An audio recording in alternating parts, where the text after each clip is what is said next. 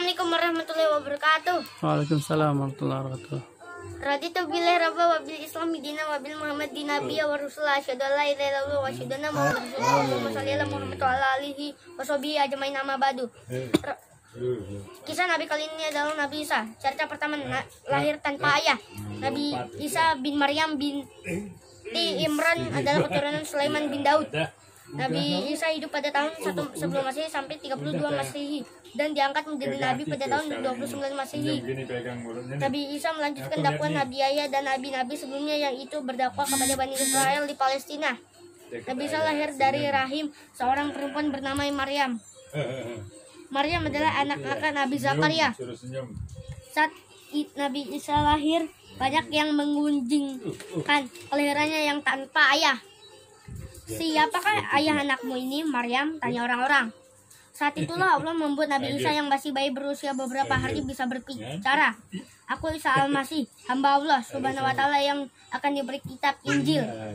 Suatu hari aku akan dijadikan utusannya untuk mengembalikan kalian ke jalan Allah, memerintahkan kalian sholat dan menunaikan zakat.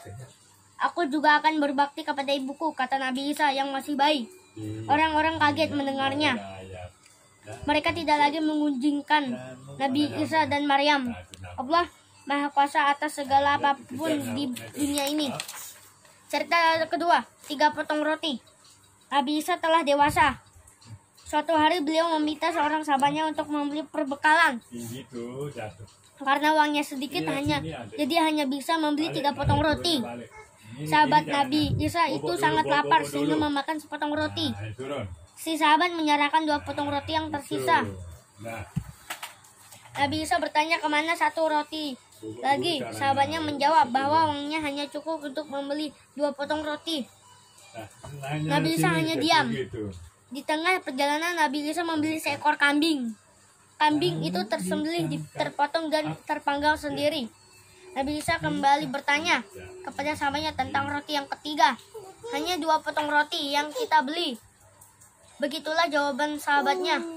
Sepanjang perjalanan Nabi Isa selalu bertanya perihal roti yang ketiga. Si sahabat tak juga mengaku. Nabi Isa mengambil 3 tumpukan pasir lalu berdoa agar pasir itu menjadi emas. 1 tumpukan emas dipegang Nabi Isa, 1 tumpukan untuk si sahabat dan 1 lagi untuk si pemakan roti ketiga. Jika engkau berkata jujur, akan aku berikan semua tumpukan emas ini, ucap Nabi Isa. Akhirnya si sahabat mengaku, kalau begitu ketiga tumpukan emas ini aku akan kuberikan kepadamu, tetapi engkau jangan lagi mengikuti kami, ucap Nabi Isa. Si sahabat begitu senang mendapat banyak emas. Setelah Nabi Isa pergi, 3 orang pencuri membunuh si sahabat dan mengambil emasnya. Tunggulah di sini, aku akan membeli roti untuk kalian berdua, ucap si 1 pencuri. 2 pencuri lainnya menuruti. Dia menunggu di tempat yang telah ditentukan. Tak berapa lama si pencuri yang membeli roti telah kembali. Rotinya telah aku taburi racun. Mereka berdua harus mati agar aku memiliki semua emas itu. Batin jahat si pencuri yang membeli roti.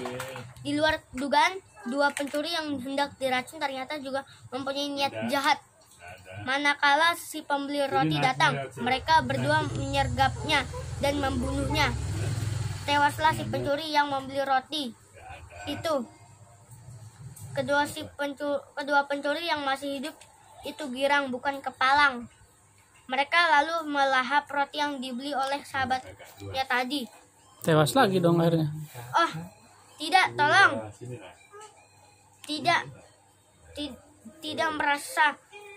Tidak mereka sadari ternyata mereka telah memakan roti beracun. Seketika mereka berdua pun mati. Cerita ketiga, mukjizat Nabi Isa.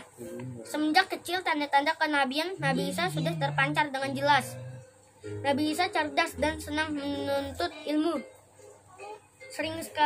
Seringkali Maryam melihatnya berdebat dengan para rabi Yahudi. Nabi Isa diberi mukjizat yang amat banyak oleh Allah. Pada saat itu penduduk negeri tempat Nabi Isa berdakwah sedang membutuhkan tabib, dan ilmu-ilmu kedokteran. Banyak sekali mukjizat Nabi Isa yang terkait dengan bidang kedokteran. Nabi Isa menyembuhkan orang berpenyakit kusta dan mengembalikan penglihatan orang yang buta. Nabi Isa juga mampu membuat burung-burung hidup dari tanah liat dan menghidupkan orang yang telah mati. Suatu hari kaumnya meminta Nabi Isa menghidupkan orang mati. Bisakah kau hidupkan orang mati itu? Pinta mereka. Nabi Isa menjawab, baiklah, akan aku bangunkan orang ini atas izin Allah Subhanahu wa Ta'ala. Lalu atas izinnya orang mati itu pun hidup lagi. Semua mukjizat itu membuat penduduk percaya bahwa Nabi Isa adalah utusan Allah. Mereka beriman kepada Allah. Dakwah Nabi Isa yang lemah lembut juga membuat mereka tertarik mengikuti Nabi Isa. Namun dakwah Nabi Isa tidak disukai oleh pembesar Yahudi. Tapi Nabi Isa yakin Allah senantiasa menolongnya dalam berdakwah. Besok kita lanjutkan lagi, kurang lebihnya mohon maaf. Billahi taufik wal hidayah. Wassalamualaikum warahmatullahi wabarakatuh. Waalaikumsalam warahmatullahi wabarakatuh.